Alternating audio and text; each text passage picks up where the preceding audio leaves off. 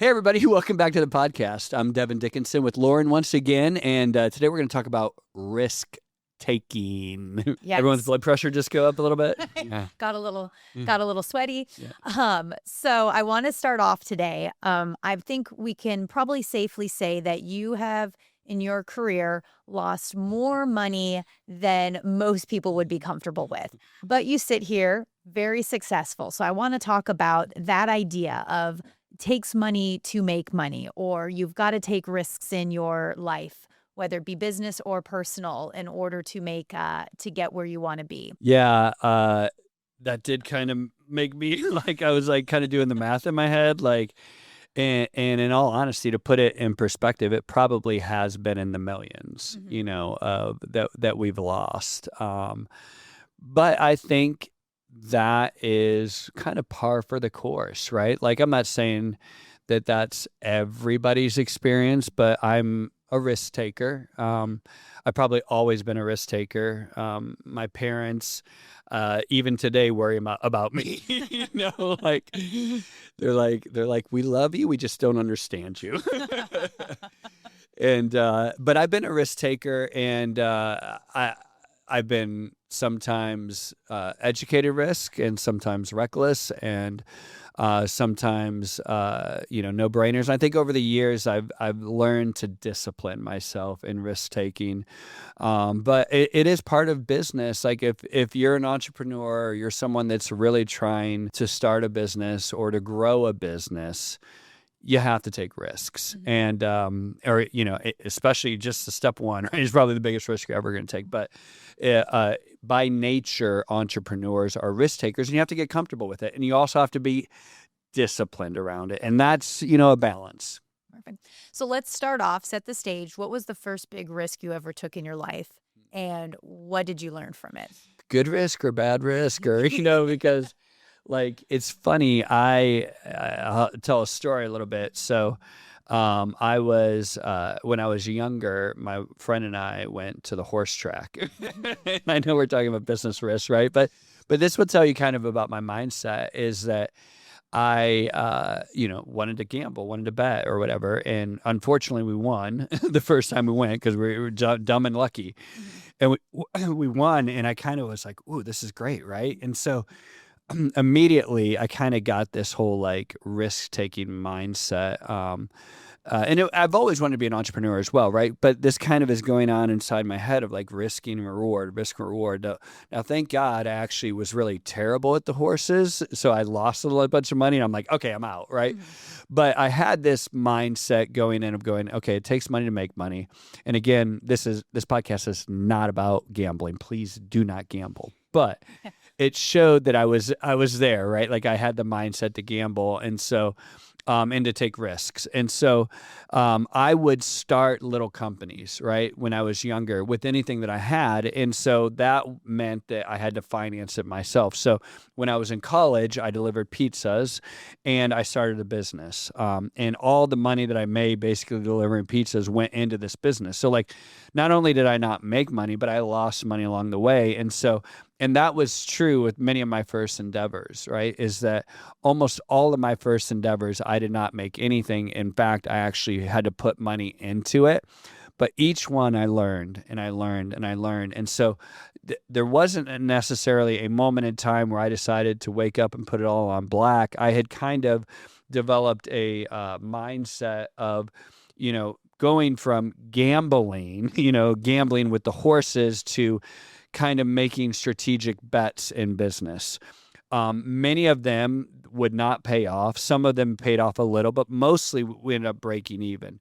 But I knew that if I continued to learn and continued to grow, that eventually something would happen. And so probably the moment in time when I made my biggest gamble was I was actually working in corporate America, and I had been toying around for years with starting, going out and striking out on my own. As life would have it, I actually got offered the big job, the big one that I had been waiting for and working really hard for 4 or 5 years. And I got the offer. And so it was a big paycheck. It was all these wonderful perks. It was corporate office. It was, what you'd want in life. And I actually walked away from that big paycheck, company car, all of the perks, it was a lot of money at the time, to go and make zero. And not only make zero, but to invest. And so that was probably the moment of my biggest proportionate risk that I ever took. How did you have the strength to go out and do that? Yeah. Yeah. I was so nervous. And we would talked about this before. Like, I think people would say, "Oh, well, you made the right decision." I don't know if I made somewhat easy to say that now. Yeah. Yeah. But at the time you didn't. Yeah. And it was a good decision, right? But it's not to say that my other decision was wrong. And this is one of the things I really want people to understand in this podcast. There's not a right and a wrong answer, right? Like, God can bless our path, whatever path we choose, right? And I think a lot of times we think there's one path that he has for us and that's it. And honestly, I think God gives us lots of paths, right? As long as we're not walking in sin and as long as we're really giving our best for him, I don't think you can make a wrong answer, right? And so in the evidence of this, to go back to your question, how did I get comfortable with that and have the courage to do it? I was scared to death and I was waiting for God to open up the heavens and tell me do this, right? I was waiting for that moment. And that didn't happen because I had to give an answer on Monday. And so I decided we had this church that I went to had like a 7 a.m., 9 a.m., and then like 11. And I told my wife, I'm going to go to the 7 a.m. and I'm going to sit in church. And I feel like God always speaks to me, especially in big decisions. Like, I feel like he speaks to me through my devotional, through prayer life or at church. And I just hadn't heard one way or the other whether I should do it or not. So I told her, I got the solution. I'm going to go at 7 a.m. I'm going to sit there and I'm going to listen just to the voice of God. And by the time I walk out at noon, I'm going to have an answer. And I said, if I have to stay there the whole day, well, sure enough, noon came. I didn't have any clarity. Not any more clarity than when I went in before. Yeah. And I felt like, you know what? God's telling me whatever I decide. Mm-hmm. Like, what do I want to do? Mm-hmm. And I really believe God gives us that. Like, if we're not living in sin, like I said, we're putting him first. We're asking him. And he's like, I really felt like he's like, well, what do you want to do, Devin? Yeah. And I'm like, you know what? I want to go and I want to strike out on my own. And he's like, okay, well, it's going to be tough, right? Mm-hmm. But had I chose to stay with the company, I don't think that would have been a terrible decision. Yeah. I think God would have blessed that path, right? And so, like, would he have blessed it in different ways? Probably. Would my path have looked different? Probably. But I don't think there's a right or wrong answer. And so, but for me, that was the moment I had the courage to strike out on my own. And it was terrifying, not for a moment, but it was terrifying for years. Mm-hmm. For years. And and we've talked about this, like, you say, well, Devin, you should have had faith or whatever. And I'm like, well, I guess I did have enough faith to go do it, but I don't want to tell you that I wasn't scared. Like, yeah. I don't think when David ran into Goliath that he wasn't scared. I mean, I don't have hair today because of those first probably 4 years of being in business. It was terrifying, and it rightfully so, because I didn't make money, right? Yeah. Like, I didn't make money. My wife supported me. And so all of that was a risk. Mm-hmm. Had I taken the left path, there would have been risk associated with that too, right? Because I would have had to move to corporate, right? Yeah. And you are trusting your hands in other people, right? Yeah. Because you're always going to have a boss, right? Like, no matter what, if you work for someone, you always have a boss. So there's risk in that, right? So, but like, I don't feel like it was necessarily a right or a wrong answer, but God bless the path that I chose. Mm-hmm. So tell me about a risk you took that didn't work out. Yeah, I mean, you want the alphabetically, numerically. I mean, there's so many things that I've done. One time I counted up that I've actually started over probably somewhere in the teens, mm-hmm. That I've tried. Uh-huh. And I've had, I think 5 or 6 that have been successful. Okay. A few that have been very, very, very successful, but probably 6 that have been successful. So less than a 50% success rate. Each of those was a bit of a gamble and an investment, right? The ones that didn't work out, I lost money on, like legit money. One of them I remember, and I think I referenced before, I had $500,000 in before I made a single penny, and I actually never made a single penny off that. And that was legit $500,000 of cold hard cash, just gone, right? But I do feel like each of these losses risks have been falling forward. Okay. And it's one of the things I teach with my team. Now, we have a big game tonight, and we're going to win tonight. It's number 1 versus number 2, in case you're wondering. So by the time this releases, we'll still be number 1, God willing. But so I always teach my team, I'm like, even if we lose, in the games that we lose, we probably learn more than the games that you win. And that's true in business, right? Because it forces you, like the pain of it, forces you to learn. And so, I said I've probably started in the teens, a number of companies and in most all of them, in some way, I learned something that I fell forward, progressed in. One company that was moderately successful, we got it probably up to, I think at the height, it was like $3 million, but it was never doing what I wanted it to do. But it was a moderately successful company. I took that and I evolved it into what now has been my most successful company, And so I think a lot of times people go, well, I'm not satisfied with where this is at, or we're losing money, or we're doing what? And so they just kind of like shut the doors on it and just quit rather than learning from those mistakes. And I think that's what happens. Like people that gamble money, that's what they're doing. Like they're gambling. They either win or they lose, right? And then they're on the next thing. Versus people that are kind of investing and taking thoughtful risks are always learning, right? Because you go, hey, I lost here. How can I change and how can I win? How can I win? How can I evolve? How can I grow?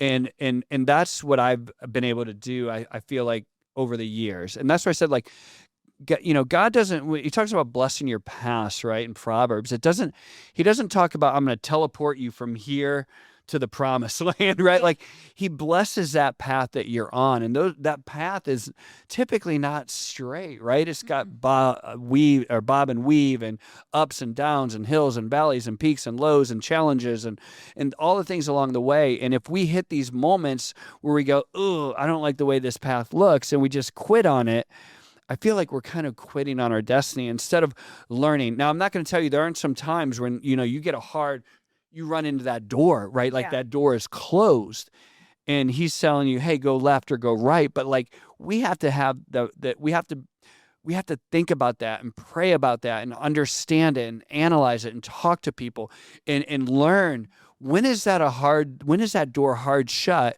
And he's telling me to turn around and do a U-turn, or he's telling me just go left or right? And I think that's the path that we're talking on. So when I think about the money that I've lost, I don't have heartburn because I think about those were, that was me paying to learn. And I feel like when you go into that with that mindset as an entrepreneur, as a leader, as someone who's pursuing their dreams, it's like investing in your future, kind of.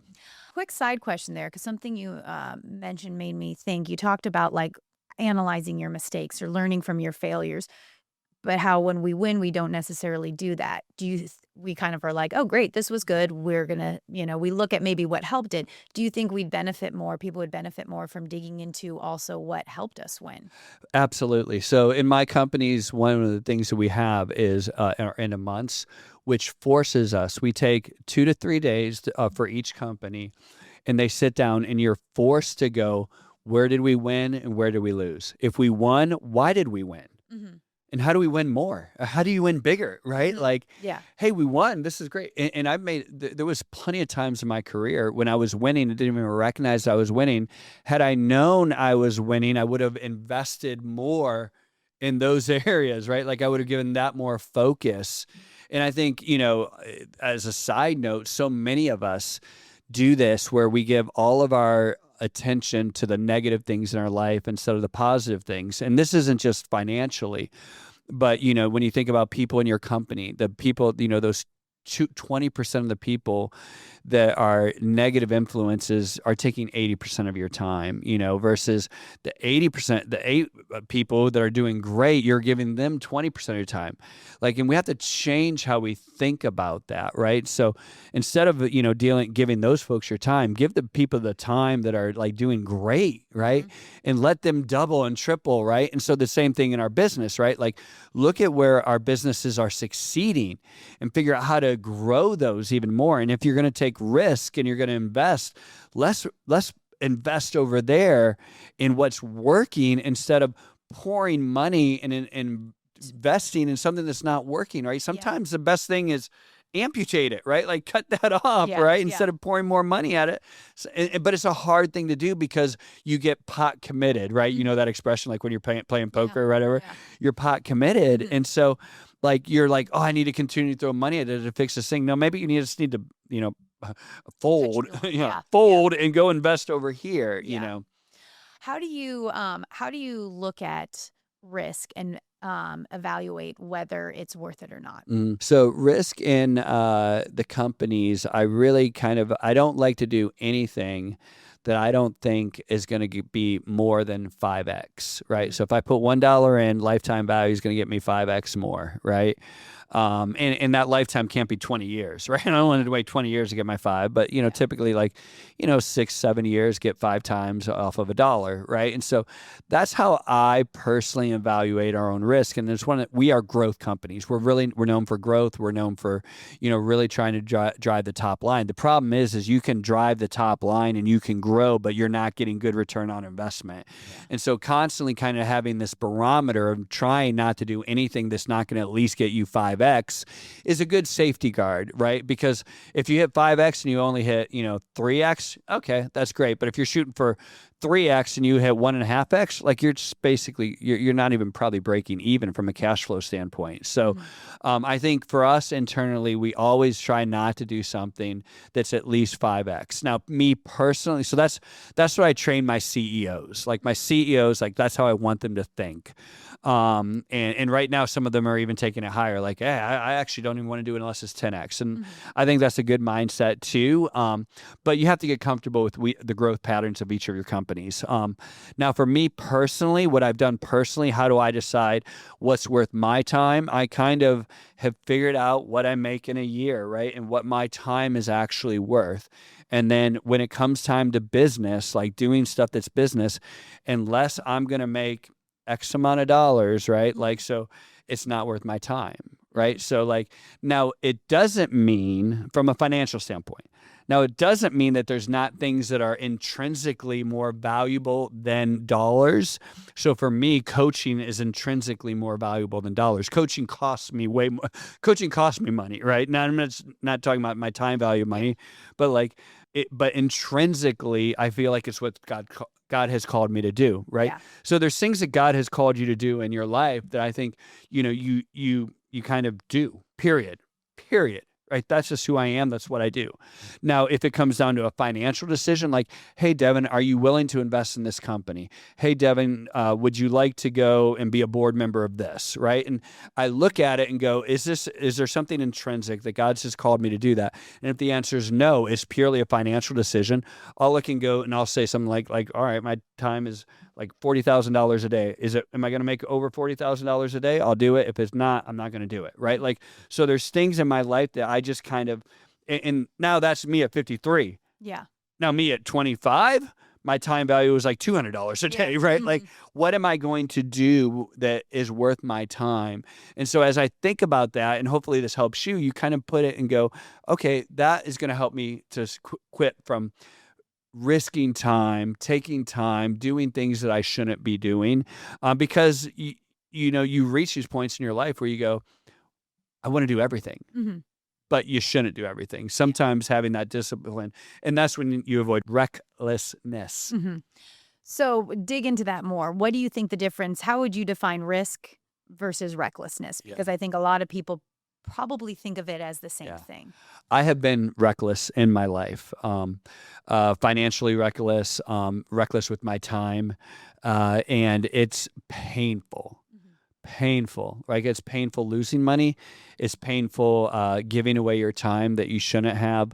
All of those have consequences. And so for me, like when I have not had the discernment of like the principles where I've said, principally, if this is just a financial reason, the only reason I'm getting involved in this company is financially, then it's got to hit these principles. Otherwise, I'm just being reckless because I think I can do anything every time, anything all the time, and I'm always right, and I always win my bets, right?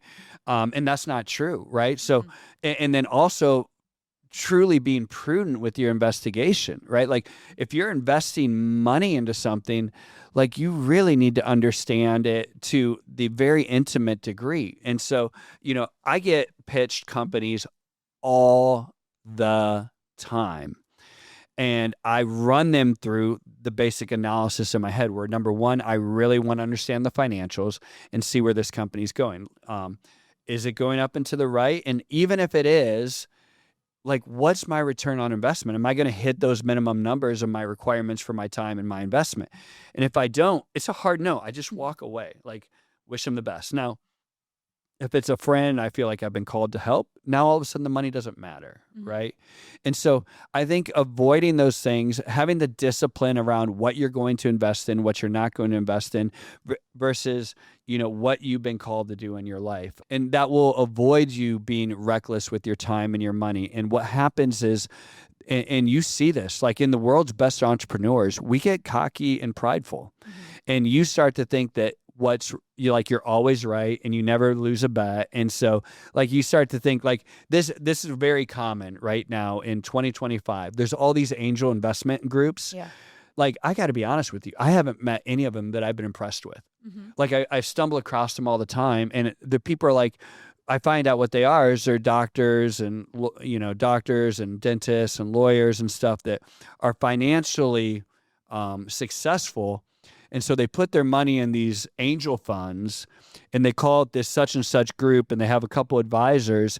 And all of a sudden, just because they're because they're a brilliant brain surgeon, doesn't mean jack crap about software development. And they lose their money. Like that's the company I looked at last week. I literally was like, we were talking about this before. I looked at their financials and I'm like, I guarantee this company is losing $2 million, right? Sure enough, they lost over $2 million, right? And I'm looking at this going, and I literally, I'm like, I bet this is a bunch of angel investors that somehow got pitched on software and and I'm looking at their financials. I'm looking at what they pay for everything. And I'm going, there's no way that anyone that understands software development, no way that anyone that understands a real business is going to continue to throw this money at this thing year after year after year. I said, it's got to be a group of angel investors. Sure enough, that's what it was, right? And people start to think like, oh, I'm rich, therefore I'm smart. Well, you are smart. You're a smart brain surgeon. You don't know software development, right? And even me, like I'm good at what I do, but it doesn't mean I'm good at all business. Yeah. Like I can't go in and consult for most businesses. I have opinions. I can do pattern recognition. I have some things that I probably know more than the next person, but like, I'm not going to put my money in something unless I truly, truly understand it. And I think that's where people do. And so what happens, people think they're investors and really they're gamblers.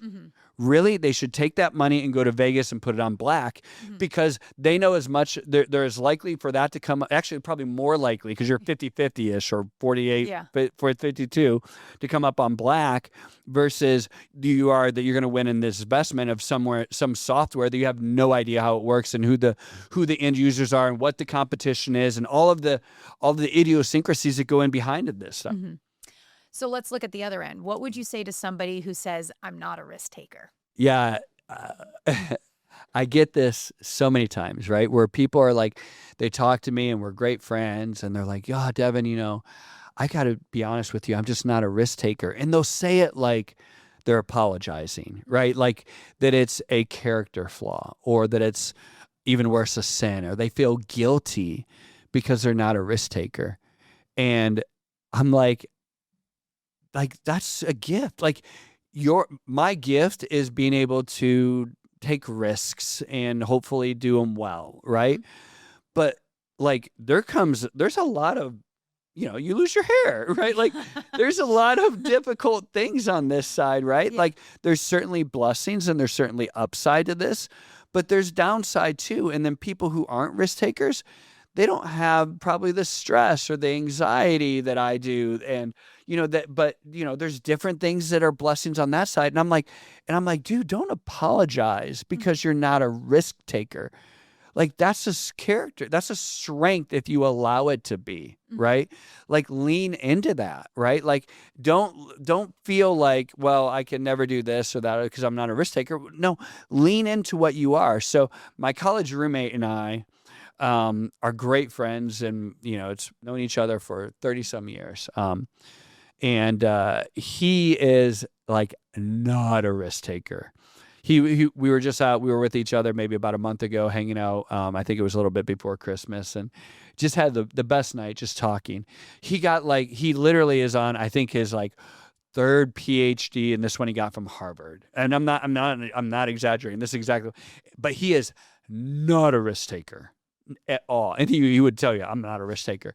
And he says it almost apologetically. I'm like, dude, look what you are though, right? Like you're analytical. You're someone who's like very academic focused, someone who literally, like when Obamacare, you know, that whatever this was, the 7,000 pages, he's the one who read that, right? Like, so like he actually has spoke like in congressional, Senate, whatever subcommittees, right? Like, I'm like, that's what you are though. Like, and like lean into that. And he has, right? That's why he's got like his third PhD, right? But like don't think about like, I'm not going to be who I could be because I'm not a risk taker. No, you can totally be, because you're not going to lose the money, right? Yeah. Like you're going to do smart things and lean into that. Like my parents were not risk takers. Both of them worked the same job for 35 years and they leaned into it and they took their excess money and they were frugal and they invest and they did amazing things and they're financially above probably their dreams would ever be, right? And they had a wonderful life and they were not risk takers, but they didn't feel guilty for not being a risk taker, right? And so I would just say, lean into who God's called you to be, right? Yeah. Don't apologize or always think that the grass is greener on the other side, because there's plenty of times in my life where I'm like, I have this like checkout button, like, oh my gosh, I can't do this anymore. It's too stressful, right? Like, like it's too much. Like, and I look at the other side and go, oh, I wish I wasn't a risk taker, but this is who God's called me to be. Yeah. Okay. So one last question to end the podcast. What advice would you give to someone today who hasn't taken a risk, is about to take their first risk, or is thinking about taking their first risk? Sometimes I'm so risk-taking and ADD that I've joked, and I'm not trying to be morbid or, irreverent, but I would have been the one on that submarine going to the Titanic, right? Because I'm just like, oh, cool, count me in, let's go. Yeah. Right? And that's the thing. I need to personally take the time to research, believe, do things, right? Like I was talking about, I wouldn't do that in business, but I'd probably hop on that. So personally, I'd probably do that, but right. Yeah. So I think understanding your strengths and weaknesses, right? And if you know that you're just someone who's like, hey, I'm all in all the time, right? Like you need to get disciplined. You need to get disciplined around your decision making. You need to fully vet out everything that you're doing. So over the years, I've gotten more and more and more and more disciplined about my decision making, my risk taking. So I will, if I feel like it's a bad risk that I've taken, I will cut off earlier, right? Mm-hmm. If I feel like there's something where like it's going the right way, but it just needs more time, I'll put measures in place. Like, okay, well then it has to do this by then. And I think that's what people need to do. Like if you're about to take that risk, you're about to be an entrepreneur, you're about to start the business, put together that business plan, right? Like the business plan should get in. And if you're like, well, I have it, in my head, don't start a business. Like if you're not disciplined enough to sit down and actually put together a real business plan, if you're not going to take the time to do that, you're not going to be disciplined enough to run a great business, right? Like, so go and look at that business plan and then stress test it. Run some pilots against it before you go all in or you throw good money after bad. Like you have to put together the business plan, and then in it you have to have checks and balances, right? Like you can't say like, oh, it's a 2-year business plan. In 2 years, I'm going to make, we're going to be making millions. Well, what does it look like after 3 months? Are you on track? Are you not? And if you're not, be prepared to change or pull the plug or change or do whatever you need to do. And so I would say rigorous discipline around your risk taking. Sounds good. Thank you. Great. Awesome. Thanks. I hope this helped. If you're listening to this, you probably have that affinity towards risk taking. Try to lose less money than I did.